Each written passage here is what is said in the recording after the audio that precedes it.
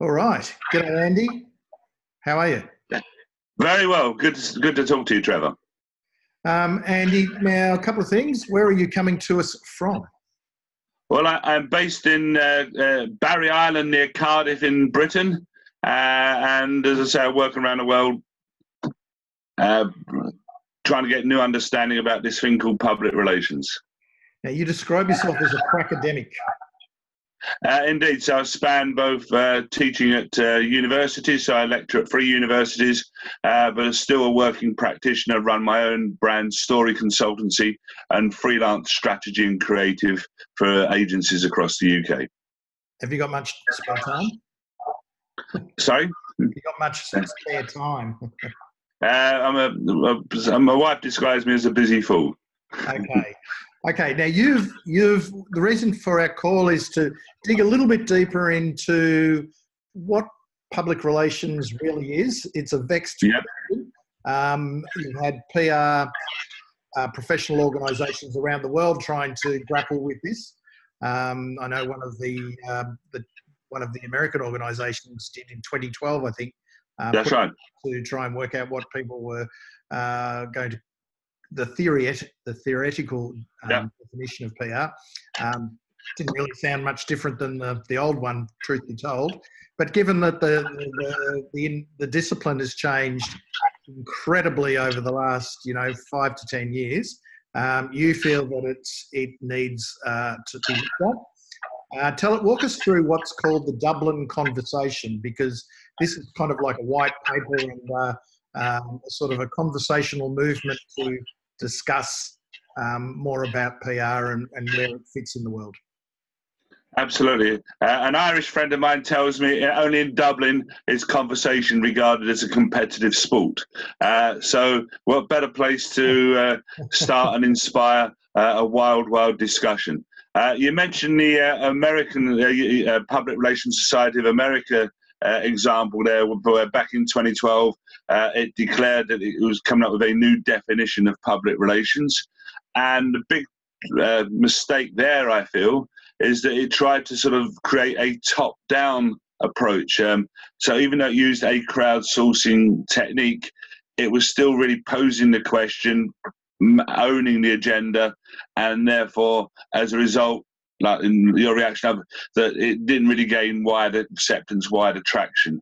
And really what we need to encourage is more of a bottom-up approach. And we believe by sparking as many conversations as possible that will emerge from this as the new insights we require.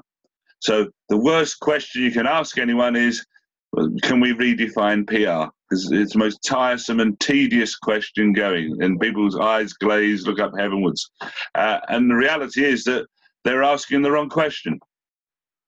And what would be the question? What's the question they need to ask?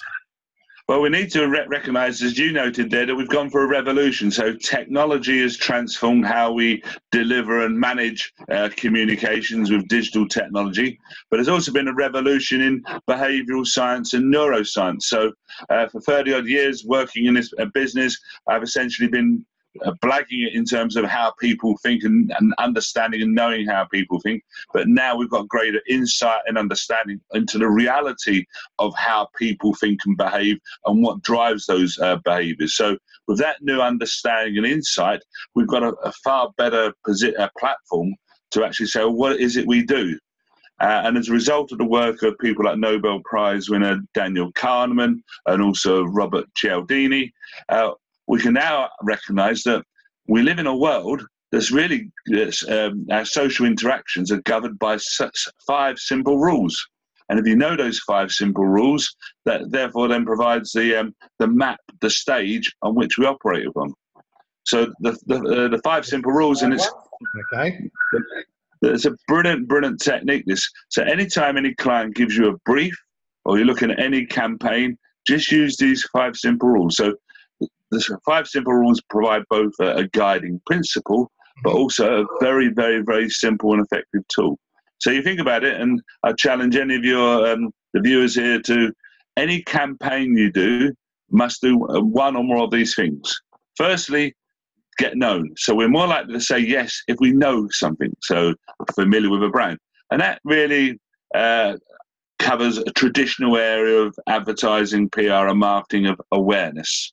Mm-hmm. So actually now we've got a psychological underpinning to that actually being known is critical to getting people to say yes more likely or change their behaviour more likely.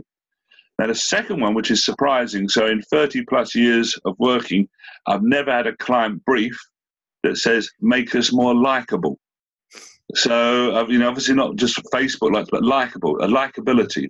And so what Kahneman and I did, we're emotionally driven animals. So therefore, likability, if you like, you're more likely to say yes, even if you're rationally, your logic might dictate otherwise. Likability. Right? So second key rule is likability. And then the third is trust. So if you trust something, you'll go with the flow, say yes and agree to. So again, a critical dimension to our work. And fourth is front of mind. So our job in terms of visibility, regular. So even though you may be a well-known brand, you still need that prompting of front of mindness. And lastly, being talked about social proof. So if you hear others talking about something, it makes it more easy then to say yes because it gives you a social proof of validity. So there's 5 simple rules. Apply it to your next campaign. How well are we known? How well are we liked? How well are we trusted? How well are we front of mind? How are we being talked about? And that provides a framework for any brief or campaign, I'd suggest, but it also provides the landscape from which we operate within. So using that model, emerging from that, advertising was born out of the need to get known and noticed. Public relations was born out of the need to be trusted.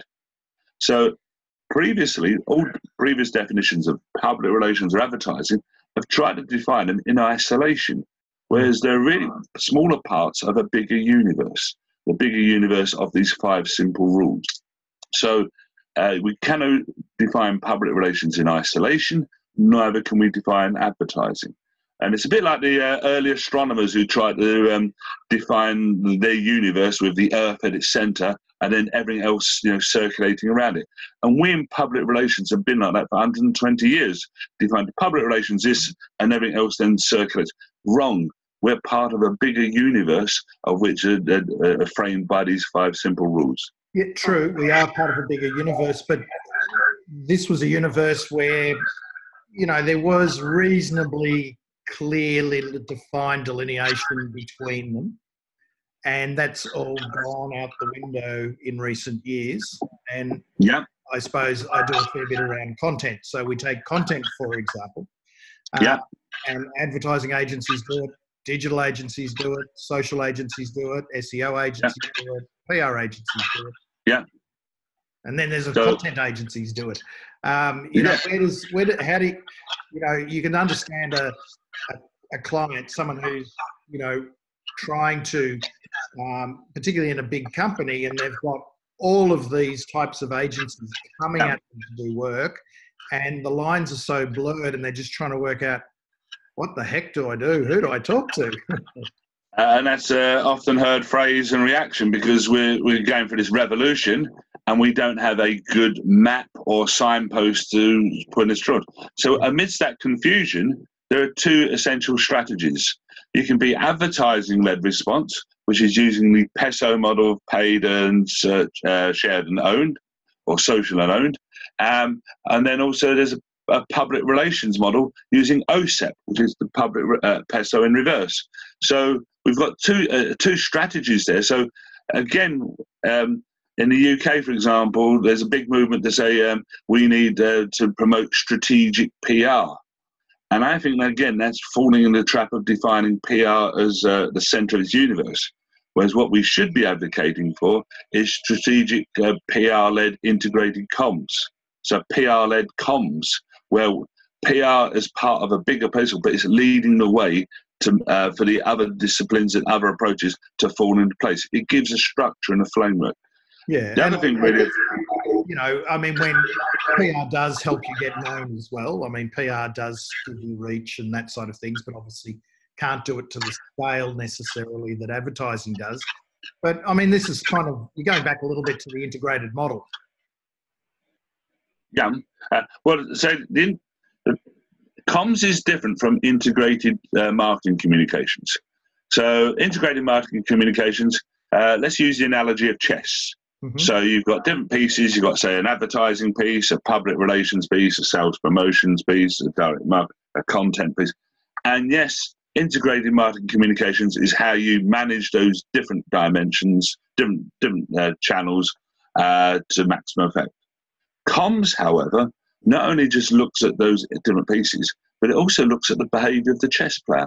Are they playing the game appropriately? Are they playing within the rules? Are they behaving? So comms is a much bigger picture than integrated marketing communications. And that's why we need a new definition of this new era of comms, from which then flows new definitions of advertising and public relations.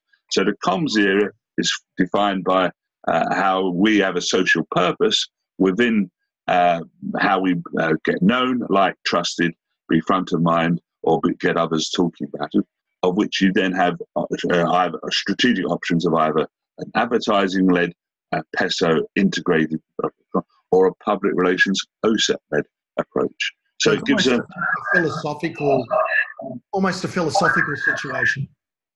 Where, wrong, because whatever your philosophy is, are you PR first or advertising first? Yeah.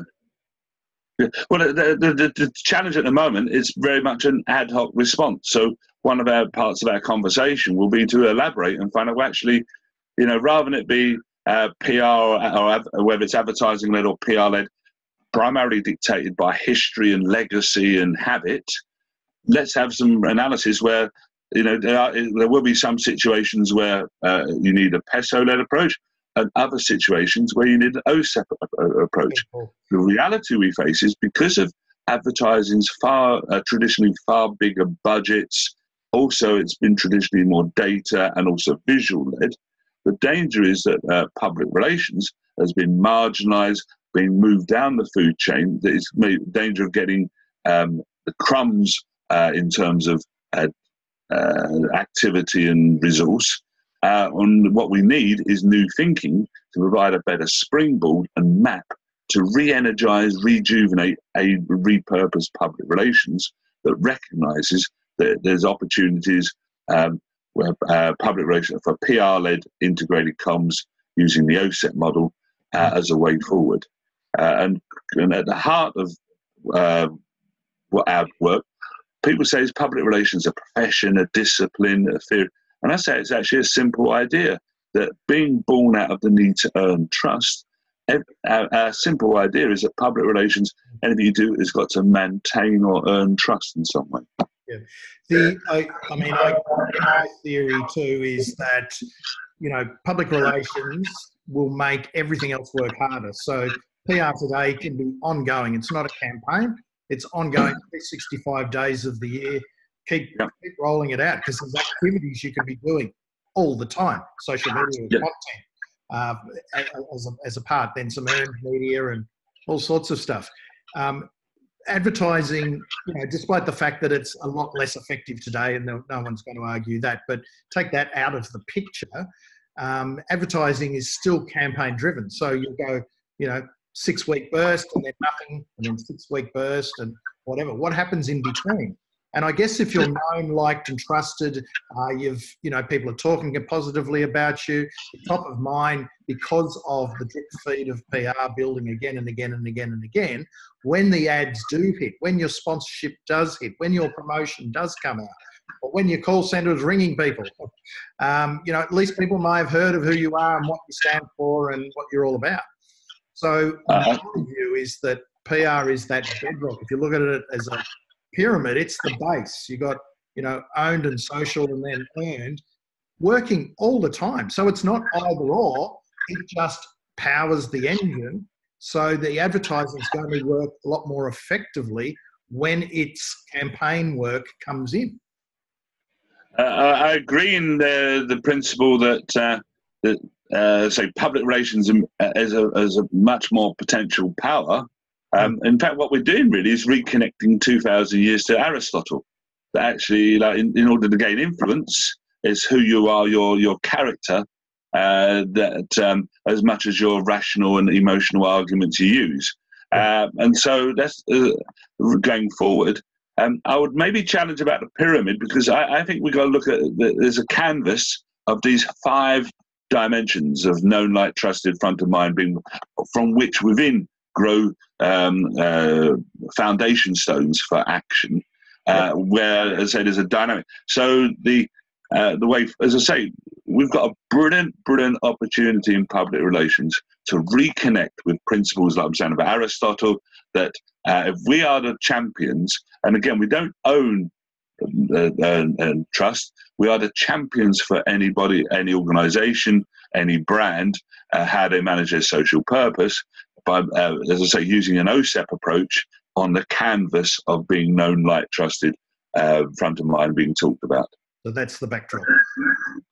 Well, it's a backdrop. It's the backdrop atmosphere, and there's the ecosystem we operate in. Now, we talk a lot about owned media, and that's the media you can own today. Website, blog, podcast, the videos you create, all of that sort of stuff. Great to be able to be your own media channel today.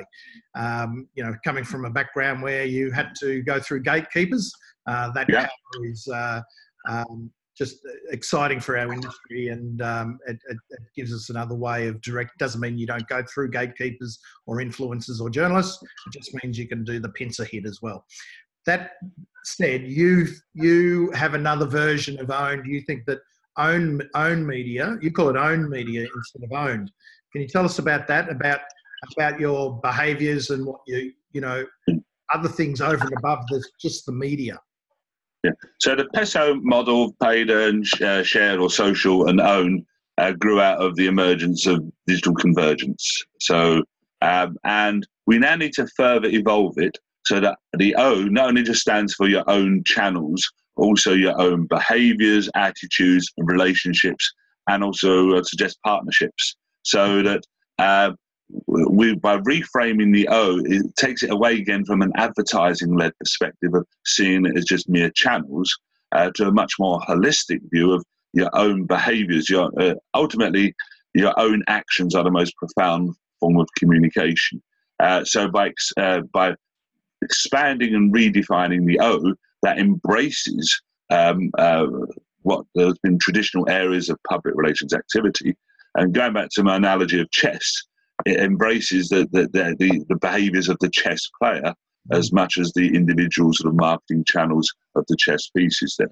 So critical to gaining a new insight is recognising we operate within this ecosystem, this canvas of being known, like, trusted, and that you've got the choice of a PESO or OSEP approach, but critically the O needs to be expanded to this much wider and broader definition. So that encompasses, as you rightly say, so it's the bedrock for 365 days of living, breathing, being your brand. So the Dublin Conversation, where are you up to with that?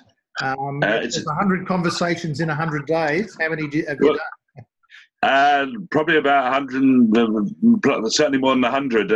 The joy is every conversation. So previous conversation before this interview, every conversation illuminates. We're very driven by what's a concept called humble inquiry. So humble inquiry is that you recognise there's always someone cleverer than you, and everyone has a contribution to give. So in terms of where we're at, we launched it back in May as a conversation in Dublin. We had about 25 people in the room from academia, from practice. We're looking now to launch a new LinkedIn site. Also, unlike other initiatives, I say we're trying to facilitate a bottom-up approach. So we're developing 3 routes. One is developing a body of theory. So previous initiatives, I mean, I've been involved in initiatives where we say we need new theory, we need new. Well, we've now got something on the table that's of substance, of great, we believe, profound insight. And therefore, it's not about beginning a conversation with a blank canvas. We have got a considerable body of insight. Secondly, we're developing a behaviour change model. So we call it the 14 steps to Dublin. So that we enable people to move from an existing worldview to a potential new worldview embracing the thinking of the Dublin conversation, Dublin definitions. And thirdly, we're looking to build, grow a tribe of change makers. So it's not just putting something out there and seeing what happens. So we're looking to launch shortly with the LinkedIn site and have these sort of conversations, nurture and grow our tribe to listen, take on board new insights, new information, so that we can, from an emergent, a bottom-up approach to new thinking. So rather than an organisation declaring we've come up with a new definition of public relations, what we are hoping to achieve is that a new reality, that this new thinking's all around us, and it's simply a task of embracing and consolidating, rather than someone from above saying this is the way forward. So 3 new things: of a body of knowledge, a change model tool, and a growing tribe of change makers. And we're looking to get off the ground. As I say, we're getting off the ground as we speak. Excellent. No definition of PR. Well, as I say, within that, so really the whole difference is that for years I've been formally on this quest for about 7 years, and for 6 years, 9 months, I've been asking the wrong question. Yeah. And so really what we're looking at is a definition of comms from, if you Google comms, it comes out with integrated marketing communications, which shared is wrong. That's just only part of the picture. Yeah. So we need a new definition of this comms era, from which, as I say, new definitions of public relations and advertising and brand and social purpose, at the very least, and more. As I say, with every conversation brings a new insight. So I mentioned to you that someone in London runs a social agency, a behaviour change agency, and they said, Andy, I've got a campaign that doesn't fall in with your 5 rules. I was going to share them. And it was a behaviour change campaign using nudge theory, where you look to change people's behaviours by changing their environment. In this case was a literacy campaign among poorer young families. And it involved like putting bookcases in and so on. And I said, what you're doing is front of mindedness. But what you've helped there is actually you've helped there provide an insight that we need to evolve the PESO model even further to accommodate environment, that by changing your environment is immediate. So every conversation deepens. Even people who come up to us and say, like, disagree with what you say, we then reflect on what ways do we need then to accommodate, overcome, widen that. So there's no thing of saying we're right, you're wrong. Every conversation is something to give.